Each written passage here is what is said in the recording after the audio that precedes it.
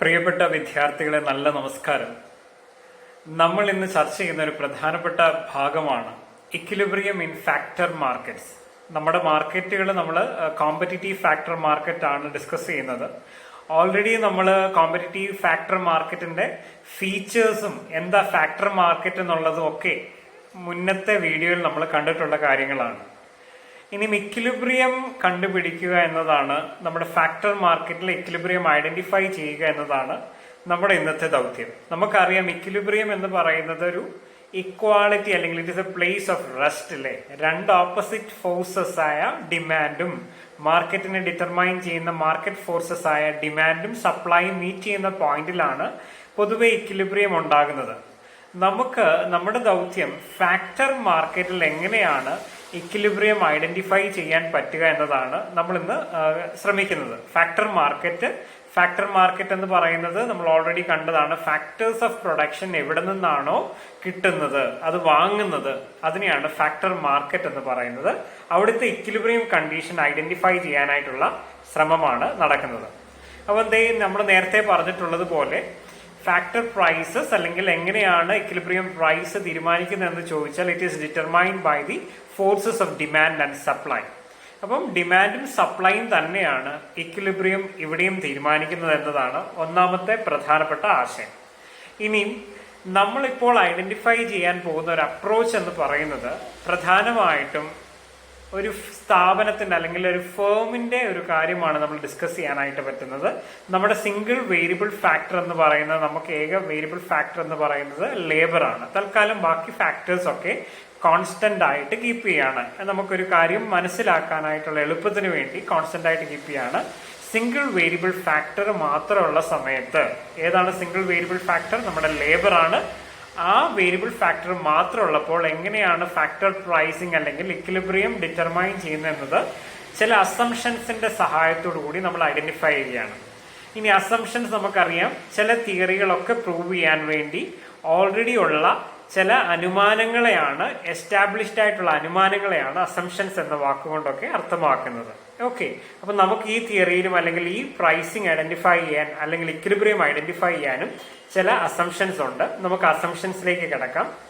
ഒന്നാമത്തെ assumption, a single commodity X is produced in a perfectly competitive market, hence price of X is given for all the firms in the market. Okay, ഒന്നാമത്തെ നമ്മുടെ അനുമാനം എന്ന് പറയുന്നത് എന്താണെന്ന് നോക്കിക്കേ. ഒരു സിംഗിൾ കമോഡിറ്റി മാത്രമേ തൽക്കാലം ഉത്പാദിപ്പിക്കുന്നുള്ളൂ. പല സാധനങ്ങളൊന്നും ഐഡന്റിഫൈ ചെയ്യാൻ പറ്റുന്നില്ല. രണ്ട്, അതുകൊണ്ട് തന്നെ പ്രൈസ് എന്തായിരിക്കും? Is given, fixed. Okay, fixed ആണ്. രണ്ടാമത്തെ അസംഷൻ നോക്കിക്കേ, the goal of A firm, എല്ലാ സ്ഥാപനത്തിന്റെയും പ്രധാനപ്പെട്ട ലക്ഷ്യം ഈസ് പ്രോഫിറ്റ് മാക്സിമൈസേഷൻ. മൂന്നാമത്തെ, ടെക്നോളജിയുടെ ചേഞ്ചസിനെ കുറിച്ച് പറയുന്നുണ്ടോ? ഇല്ല, ഒരിക്കലും ടെക്നോളജി നമുക്കൊരു ചേഞ്ച് ആയിട്ട് ഐഡന്റിഫൈ ചെയ്യുന്നില്ല.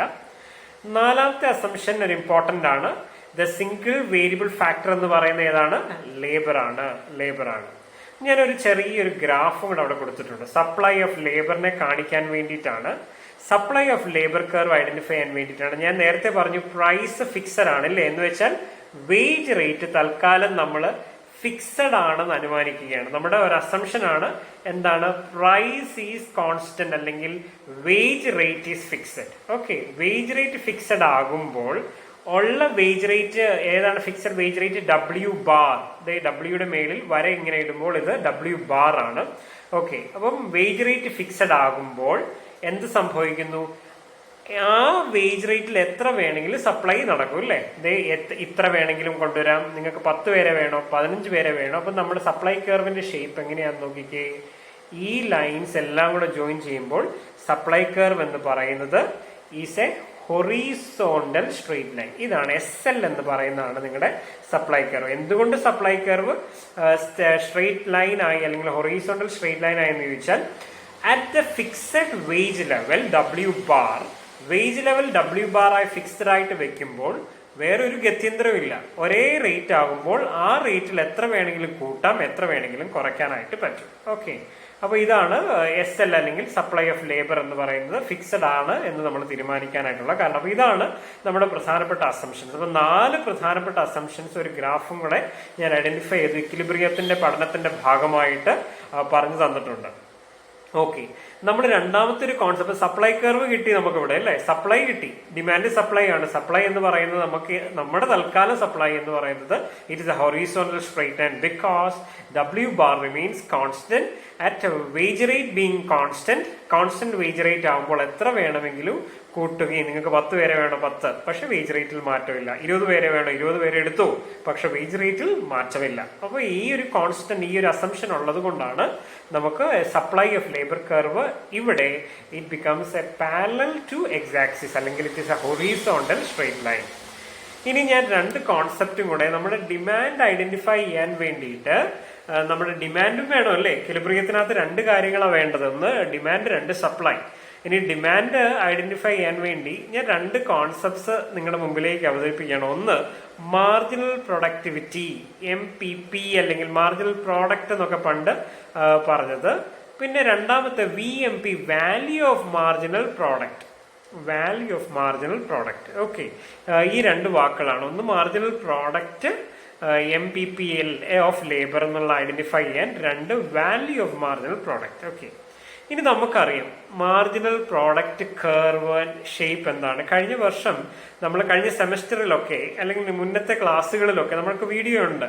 കോസ്റ്റ് കർവ്സ് ഐഡന്റിഫൈ ചെയ്തപ്പോൾ മാർജിനൽ, നമുക്കറിയാം നമ്മൾ പ്രോഡക്റ്റ് ടോട്ടൽ പ്രൊഡക്ഷന്റെ കർവ് ഐഡന്റിഫൈ ചെയ്ത സമയത്ത് നമ്മൾ കണ്ടായിരുന്നു എങ്ങനെയായിരുന്നു productivity. Okay, total productivity increase ചെയ്യുന്നു, പിന്നെ കോൺസ്റ്റന്റ് ആണ്, പിന്നെ ഡിക്ലൈൻ ചെയ്യുന്നു. മാർജിനൽ പ്രോഡക്റ്റിന്റെ ഷേപ്പ് എങ്ങനെയായിരുന്നു? നമുക്ക് മനസ്സിലായി, ഒരു ചെറിയ പരിധി വരെയൊക്കെ കൂടി. പിന്നെ എന്ത് സംഭവിച്ചു? പിന്നെ മാർജിനൽ പ്രോഡക്റ്റ് എന്ന് പറയുന്നത് ഡിക്ലൈനിങ് ആണ് എന്ന് നമുക്ക് മനസ്സിലായി. മാർജിനൽ പ്രോഡക്റ്റ് ഡിക്ലൈനിങ് ആണ് എന്ന് മനസ്സിലായി അല്ലേ. അപ്പം as more and more output is produce, അല്ലെങ്കിൽ more and more labour is employed, എന്റെ സ്ഥാപനത്തിലേക്ക് കൂടുതൽ ആളുകളെ എംപ്ലോയ് ചെയ്യുന്നതിനനുസരിച്ച് എന്ത് സംഭവിക്കും? എന്റെ marginal productivity of labour decline ചെയ്യുന്നു. ഇതിനെയാണ് ലോ ഓഫ് ഡിമിനിഷിങ് റിട്ടേൺസ് എന്ന് പറയുന്നത് അല്ലെ. ലോ ഓഫ് വേരിയബിൾ പ്രൊപ്പോർഷൻസിന്റെ സമയത്ത് നമ്മൾ പഠിച്ചതാണ് ലോ ഓഫ് ഡിമിനിഷിങ് റിട്ടേൺസ് അല്ലെ. എന്ന് വെച്ചാൽ ലോങ് റണ്ണിൽ അല്ലെങ്കിൽ കുറെ നാളുകളിൽ അല്ലെങ്കിൽ കൂടുതൽ ആളുകൾ എന്റെ സ്ഥാപനത്തിലേക്ക് എടുക്കും തോറും എന്റെ ഔട്ട്പുട്ടിന്റെ അളവ് ക്രമാതീതമായി കുറഞ്ഞു വന്നുകൊണ്ടേയിരിക്കുകയാണ്. ഓക്കെ, അപ്പൊ നമുക്കും അത് തന്നെയാണ് ഇവിടെ പറയാനുള്ളത്. മാർജിനൽ പ്രൊഡക്ടിവിറ്റി കർവ് ഇവിടെ എന്ത് സംഭവിക്കും? അപ്പം ലേബറിനെ ചേഞ്ച് ചെയ്യുമ്പോൾ ഇറ്റ് കീപ്സ് ഓൺ ഡിക്ലൈനിങ്. അപ്പം വാല്യൂ ഓഫ് മാർജിനൽ VMP എന്നൊരു വാക്കുകൊണ്ട് ഞാനിവിടെ കൂടുതലായിട്ട് തന്നു എന്ന് മാത്രമേ ഉള്ളൂ. വലിയ വ്യത്യസ്തമായിട്ടുള്ള ഒരു കോൺസെപ്റ്റ് ഒന്നുമല്ല VMP എന്നൊരു വാക്ക്. എന്താണ് VMP?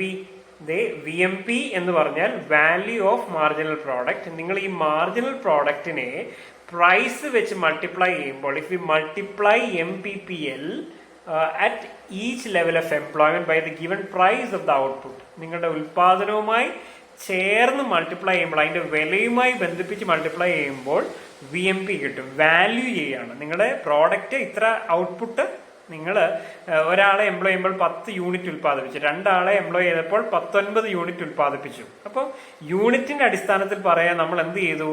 19 അല്ലെങ്കിൽ 10 യൂണിറ്റിനെ അതിന്റെ വിലയുമായി താരതമ്യം ചെയ്യുമ്പോൾ, അല്ലെങ്കിൽ എത്ര വാല്യൂ അല്ലെങ്കിൽ പ്രൈസുമായിട്ട് താരതമ്യം ചെയ്യുമ്പോൾ നമുക്ക് കിട്ടുന്നതാണ് VMP എന്ന വാല്യൂ. അപ്പം VMP MPPയും ഡിപ്പെൻഡന്റ് ആണോ, അല്ലെങ്കിൽ രണ്ടും സെയിം തന്നെയാണോ? സെയിം തന്നെയാണല്ലേ. സെയിം തന്നെ മീൻസ് ഒരേ ആശ്രയിച്ച് നിൽക്കും. MPPയെ ആശ്രയിച്ച് നിൽക്കുന്നതാണ് VMP. മാർജിനൽ പ്രോഡക്റ്റ് കൂടുതലാണെങ്കിൽ VMP അതിന്റെ വാല്യൂം കൂടുതലായിരിക്കും. മാർജിനൽ പ്രോഡക്റ്റ് കുറവാകുമ്പോൾ അതിന്റെ വാല്യൂം കുറവായിരിക്കും അല്ലേ, ടോട്ടൽ വാല്യൂം കുറവായിരിക്കും. അപ്പോൾ അത് ഡിപ്പെൻഡന്റ് ആണ്. ഇത് രണ്ടും ആശ്രയിച്ച് നിൽക്കുന്ന ചില കാര്യങ്ങളാണ് MPPയും VMPയും. അപ്പോൾ ഞാൻ ഇതിന്റെ MPPയും VMPയുടെ കേർവ്സ് നിങ്ങളെ ഐഡന്റിഫൈ ചെയ്ത് കാണിക്കാൻ പോവാണ്. ഓക്കെ, അപ്പൊ ദേ നോക്കിക്കേ, സംശയമൊന്നും ഇല്ലല്ലോ. മാർജിനൽ പ്രോഡക്റ്റ് കേർവ് എന്ന് പറയുന്നത് ഇതാണ് നിങ്ങളുടെ marginal product curve. Downward sloping ആണല്ലേ, നമ്മളിപ്പോ പറഞ്ഞതാ. MPP ഡൗൺവേർഡ് ആയതുകൊണ്ട് എന്ത് സംഭവിക്കും? നിങ്ങളുടെ VMP എന്ത് സംഭവിക്കും? ഡൗൺവേർഡ് ആയിരിക്കും. ഓക്കെ MPP ഡിക്ലൈനിങ് ആകുമ്പോൾ ഓട്ടോമാറ്റിക്കലി VMP, കാരണം എന്താ? MPP ആശ്രയിച്ച് നിൽക്കുന്നതാണ് VMP. ഓക്കെ, അപ്പൊ നമ്മൾ നമുക്ക് ഡിമാൻഡ് ഫോർ, അപ്പൊ നമ്മൾ എന്തിനാ ഡിമാൻഡും മാർജിനൽ പ്രൊഡക്ടിവിറ്റിയും തമ്മിൽ ബന്ധമുണ്ടോ? ഉണ്ട്, തീർച്ചയായിട്ടും ഉണ്ട് അല്ലേ. എന്തുകൊണ്ടാ? നമുക്ക് എത്ര ആവശ്യമുണ്ട്? മാർജിനൽ പ്രൊഡക്ടിവിറ്റി 0 ആണെങ്കിൽ ഒരാളെയും കൊണ്ട് ഒരു താല്പര്യം ഇല്ലെങ്കിൽ നമ്മൾ ഡിമാൻഡ് ചെയ്യില്ല. മാർജിനൽ പ്രൊഡക്ടിവിറ്റിയെ ആശ്രയിച്ചിരിക്കുന്നു എന്നതാണ് ഡിമാൻഡ് ഫോർ ലേബറിന്റെ ഏറ്റവും വലിയ പ്രത്യേകത അല്ലേ. മാർജിനൽ പ്രോഡക്റ്റ് കൂടുതലാണ് എങ്കിൽ നമുക്ക് ആളുകളെ ആവശ്യമുണ്ട്. മാർജിനൽ പ്രോഡക്റ്റ് കുറയും തോറും നമുക്ക് ആളുകളുടെ ആവശ്യം കുറഞ്ഞു വന്നുകൊണ്ടിരിക്കുകയാണ്. അല്ലെങ്കിൽ നമ്മൾ അതുകൊണ്ട് തന്നെ മാർജിനൽ പ്രൊഡക്ടിവിറ്റി കർവിനെയാണ് എന്ത് വിളിക്കുന്നത്, ഡിമാൻഡ് കർവ് എന്ന് പറയുന്നത്. അപ്പൊ നമുക്ക് നമ്മുടെ സപ്ലൈ കർവും കിട്ടി, ഡിമാൻഡ് കർവും കിട്ടി. ഓക്കെ ആണല്ലോ. ഇനി ഇക്വിലിബ്രിയം വരയ്ക്കാൻ എളുപ്പമല്ലേ? ഇക്വിലിബ്രിയം എങ്ങനെയാ വരയ്ക്കുന്നേ? ദേ നോക്കിക്കേ, നമ്മുടെ സപ്ലൈ കർവ് നമ്മൾ നേരത്തെ വരച്ചത് എങ്ങനെയായിരുന്നു? Straight horizontal straight line. Okay. Demand curve MPPയും VMPയോ ഏത് വേണമെങ്കിലും കൊടുക്കാം. നമ്മൾ തൽക്കാലം VMP കൊടുത്തു, value of marginal product, price ഒക്കെ ഉള്ളത് കൊണ്ട് അല്ലേ. അതിന്റെ ഷേപ്പ് എങ്ങനെയാണ്? ഡൗൺവേർഡ് ആണ്. രണ്ട് മീറ്റ് ചെയ്യുന്ന പോയിന്റ് കണ്ടോ? ആ പോയിന്റിനെയാണ് നമ്മൾ എന്ത് വിളിക്കുന്നത്? ഇക്വിലിബ്രിയം എന്ന് വിളിക്കുന്നത്. ഇക്വിലിബ്രിയത്തെ മാർക്ക് ചെയ്യാൻ വേണ്ടി ഞാൻ കൊടുത്തിട്ടുള്ളത് എന്താന്ന് നോക്കിക്കേ, ഇ എന്ന് പറയുന്ന അക്ഷരമാണ്. ഇക്വിലിബ്രിയത്തിന് നേരെയുള്ള ലേബർ ആണ് L2 ലേബറാണ് ഞാൻ കൊടുത്തേക്കുന്നത്. മാർക്ക് ചെയ്തേ ഉള്ളൂ L2. എന്താ L2 സൂചിപ്പിക്കുന്നത്? ഇക്വിലിബ്രിയത്തിൽ അല്ലെങ്കിൽ എന്റെ സ്ഥാപനത്തിൽ എത്ര ലേബേഴ്സിന് ആവശ്യമുണ്ട്? L2 ലേബേഴ്സ് ആണ്. അവർക്ക് കൊടുക്കുന്ന വേതനം എത്രയാണ്? W ബാർ ആണ് ലേബേഴ്സിന് കൊടുക്കുന്ന വേജസ്. അപ്പോൾ ഇതാണ് equilibrium in A factor market. Equilibrium in A factor market E ആണ്. അപ്പോൾ ഇക്വിലിബ്രിയത്തിൽ എന്തൊക്കെ കാര്യങ്ങൾ, ഫാക്ടർ പ്രൈസിങ് എന്താണെന്ന് ചോദിക്കും അല്ലേ. ഫാക്ടർ പ്രൈസിങ് എത്രയാണ്? L2 ലേബേഴ്സിന് എത്രയാ കൊടുക്കുന്നത്? W ബാർ എന്ന് പറയുന്ന വേജ് റേറ്റ് ആണ്. ഓക്കെ. അപ്പൊ ഇതാണ് നിങ്ങളുടെ ഇക്വിലിബ്രിയം. ഞാൻ ഇതിനെ കൃത്യമായിട്ട് ഈ ഒരു സ്ലൈഡിൽ കൊടുത്തിട്ടുണ്ട്. In the figure below equilibrium is denoted by E. E കാണിക്കുന്നത് ഇക്വിലിബ്രിയം ആണ്. ഇക്വിലിബ്രിയത്തിൽ എന്ത് സംഭവിക്കുന്നു? L2 യൂണിറ്റ്സ് ഓഫ് ലേബർ ഉണ്ട്. Hiring L2 units of labour. W bar എന്ന് പറയുന്നതാണ് വേജ് റേറ്റ്. ഓക്കെ. ഇനി ഇക്വിലിബ്രിയം പറയുന്ന സമയത്ത് ഒരു കാര്യം കൂടെ പറയട്ടെ. ഇക്വിലിബ്രിയത്തിന് ഇപ്പറയുള്ള കണ്ടീഷൻസ്, ലെഫ്റ്റ് സൈഡ്, ഇതാണ് ലെഫ്റ്റ് സൈഡ്, ഇതാണ് റൈറ്റ് സൈഡ്. ഇക്വിലിബ്രിയത്തിന് ലെഫ്റ്റ് സൈഡിൽ എന്താ സംഭവം? ഇക്വിലിബ്രിയത്തിന് ലെഫ്റ്റ് സൈഡിൽ നമുക്ക് നോക്കുമ്പോൾ എന്ത് മനസ്സിലാവും? ഡിമാൻഡ് അല്ലെങ്കിൽ നമുക്ക് കൊടുക്കുന്ന വേജ് റേറ്റ് കുറവാണ് അല്ലേ. ഇത്രയേ ഉള്ളൂ വേജ് റേറ്റ് W ബാർ. പക്ഷെ അവരുടെ പ്രൊഡക്ടിവിറ്റി എത്രയാണ്? അതിനേക്കാൾ മുകളിലുണ്ട്. വേജ് റേറ്റ് ഇത്രയേ ഉള്ളൂ, പക്ഷെ പ്രൊഡക്ടിവിറ്റി എന്താണ്? മുകളിലാണ്. അപ്പൊ നമ്മൾ കൂടുതൽ ആളുകളെ നിയമിക്കും അല്ലേ. എന്തുകൊണ്ടാണ്? പ്രൊഡക്ടിവിറ്റി കൂടുതലാണ്. അപ്പൊ ലെഫ്റ്റ് സൈഡിൽ നമ്മൾ നോക്കുമ്പോൾ പ്രൊഡക്ടിവിറ്റി ഈസ് ഹയർ. ഓക്കെ ആണല്ലോ. റൈറ്റ് സൈഡിലേക്ക് പോകുമ്പോൾ എന്ത് സംഭവിക്കും? ഈ സൈഡിലേക്ക് പോകുമ്പോൾ വേജ് റേറ്റ് ഇത്രയുണ്ട്, പ്രൊഡക്ടിവിറ്റിയോ കുറവാണ്. ഓക്കെ. റൈറ്റ് സൈഡിലേക്ക് പോകുമ്പോൾ wage rate is higher, productivity കുറവാണ്. അപ്പൊ നമുക്ക് റൈറ്റ് സൈഡ് ഒരിക്കലും താല്പര്യമില്ല. ലെഫ്റ്റ് സൈഡ് നമ്മൾ താല്പര്യമുണ്ട്. കാരണം എന്തുകൊണ്ടാണ്? വേജ് റേറ്റ് കുറവാണ്, പ്രൊഡക്ടിവിറ്റി കൂടുതലാണ്. അപ്പൊ നമ്മൾ എന്ത് ചെയ്യും? കൂടുതൽ ആളുകളെ വീണ്ടും നിയമിക്കും. കൂടുതൽ ആളുകളെ നിയമിക്കുന്നതിനനുസരിച്ച് എന്ത് സംഭവിക്കും? വേജ് റേറ്റും പ്രൊഡക്ടിവിറ്റിയും അടുത്തടുത്ത് വന്നുകൊണ്ടേയിരിക്കും. നമ്മൾ കൂടുതൽ ഉത്പാദിപ്പിക്കാൻ ശ്രമിക്കും അല്ലേ. കാരണം ലാഭകരമാണ്, പ്രൊഡക്ടിവിറ്റി കൂടുതലുണ്ട്, ലാഭകരമായി. എവിടം വരെ ഉത്പാദിപ്പിക്കും നോക്കിക്കേ. ഏത് പോയിന്റിലാണോ ഇ എന്ന് പറയുന്ന പോയിന്റിൽ വേജ് റേറ്റും പ്രൊഡക്ടിവിറ്റിയും ഈക്വൽ ആകുന്ന ആ പോയിന്റ് വരെ നമ്മൾ ഉൽപാദനം കൂട്ടിക്കൊണ്ടേയിരിക്കും. ഓക്കെ. അപ്പൊ അതാണ് ഞാനിവിടെ പറഞ്ഞത്. ലെഫ്റ്റിൽ എന്ത് സംഭവിക്കുന്നു? ലെഫ്റ്റ് ഓഫ് L2 ദ ലേബറിന്റെ cost less than the value WMP is greater than wage rate. അപ്പൊ അതുകൊണ്ട് പ്രോഫിറ്റ് കൂടുതലാണ്. അതുകൊണ്ട് പ്രോഫിറ്റ് കൂട്ടാനുള്ള ശ്രമത്തിൽ നമ്മൾ വീണ്ടും ഉൽപ്പാദിപ്പിച്ചുകൊണ്ട് പോകും. റൈറ്റ് സൈഡിൽ എന്താണ് സംഭവം? നമുക്ക് എന്ത് മനസ്സിലായി? VMP കുറവാണ്, പക്ഷെ വേജ് റേറ്റ് കൂടുതലാണ്. അപ്പൊ റൈറ്റ് സൈഡിലോട്ട് ഒരിക്കലും പോകത്തില്ല. അപ്പൊ ഏതാണ് നമ്മുടെ ഇക്വിലിബ്രിയം എന്ന് പറയുന്നത്?